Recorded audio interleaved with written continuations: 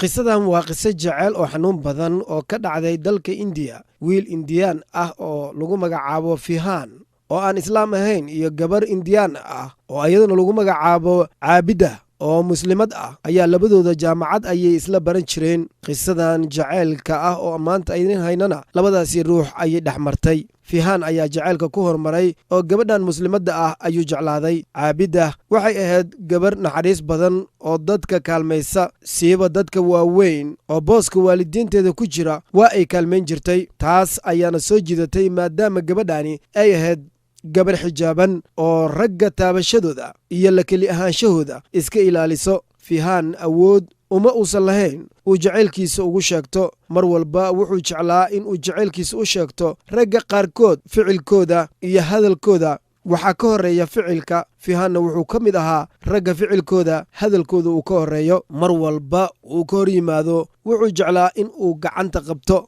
gabadha uu jecel yahay, isla markaana ficil ahaan uu jacaylkiisa u dareensiiyo. caabida waxay ahayd gabar tarbiyo wanaagsan reerkeeda ka haysato. wiilasha in ay la hadashana way ka xishoon jirtay, gacanteeda in la taabtana ma oggoleen.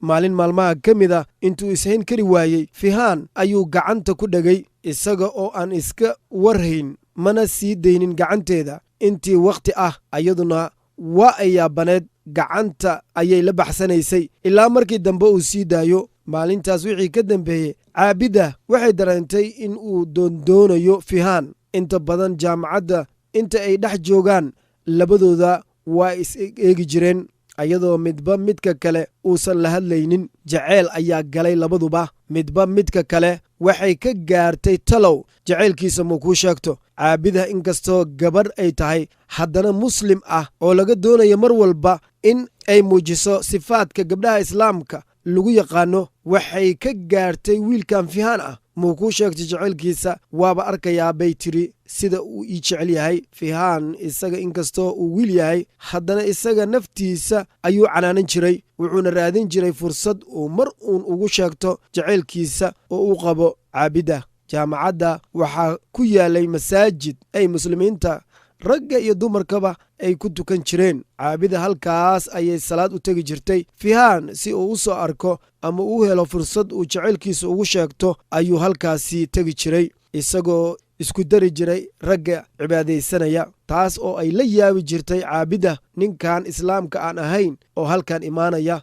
haddana way ay dareensanayd in uu ayada darteed uu u imaanayo si ay wax uu u fahansiiyo ama jacaylkeeda uu ugu sheegtana ma aysan garan jirin. arrintu waxay sidaasi ahaataba waxay gaartay in ay dareemaan ardayda jaamacadda la akhrisato. gabdhahana way dhiirigelin jireen caabidda oo ay ku odhan jireen, wiilka aad jeceshahay waa ka halkaa jooga ee la hadal. wiilashana way dhiirigelin jireen fihaan oo waxay ku odhan jireen, gabadhaad jecleed waa taas ee jacaylkaaga u sheego.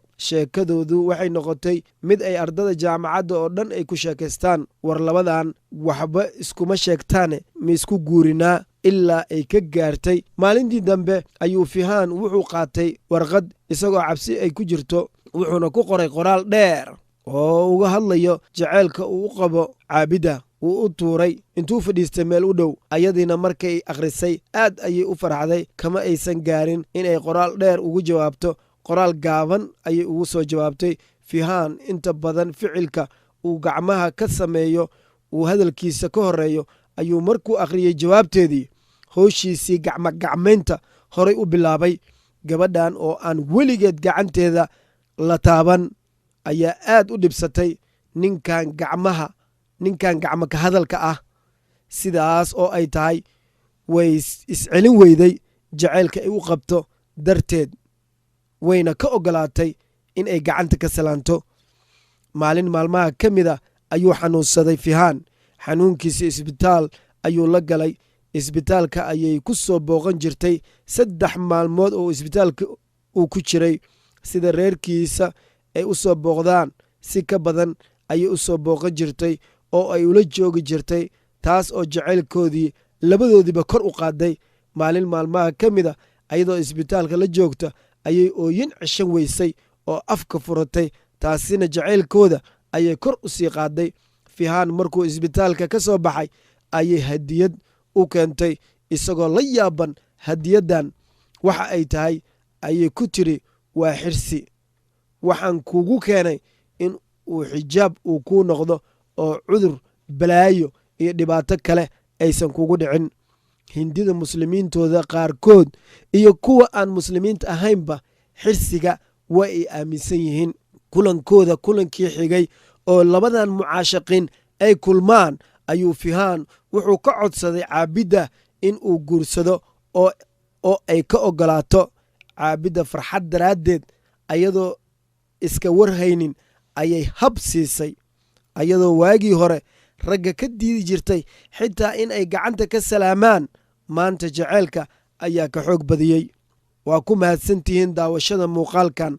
haddii aad ka heshay fadlan sheer gareey si ay dad kale uga faa'iidaystaan, isla markaana sabskribe inoo saar janalkan adigoo layg garaynaya. digniin, dadka inagu xiran ma dhiirigelinayno sheekadan oo aan ka sheekaynayno dadka ay dhex martay in lagu daydo. waa haddii aan Soomaali nahay, ruux walba waa in uu dhaqankiisa iyo diintiisa uu ku dhegnaado.